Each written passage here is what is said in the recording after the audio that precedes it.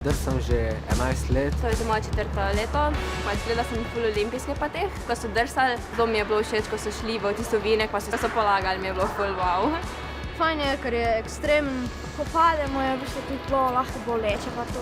Pomembno je, da znaš prav paditi. Mislim, moraš se naučiti. Najboljše je, da se obrneš proti hrbtu ali pa na noge. Če na eni tekmi ni tvoj čas takšen, kot je bil na prejšnji, ti hitro pade motivacija, ker v bistvu ne vzameš v zakup, da se lahko led razlikuje od drugega leda, ki si ga navajen. Jaz že treniram tukaj že en mesec. Sem mlada hitro rolala, sem hotel poizkusiti hitro drsanje in je bilo v bistvu ful zabavno. Moja največja izmerjena hitrost do zdaj je bila 43,5 km/h. Če je bila tudi približno tako Urša, ker Je približno enak Drsama. To je res veliko, če si predstavljamo, da se po mestu z avtom peljemo s 50 km/h, mi gremo pa na lastnih nogah, na dveh nožih s čelado na glavi 43. Potrebuješ dres in podres, čelado pa te pa rokavice iz keverja, pa čepke na levi roki, za polaganje. Pri drsalkah rabiš daljše klinje.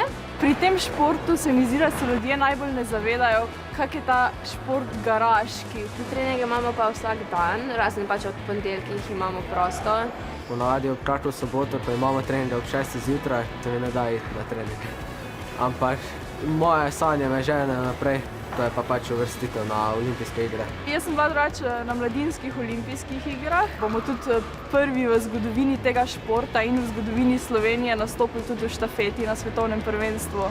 In to je res moj največji ponos, da bom del tega.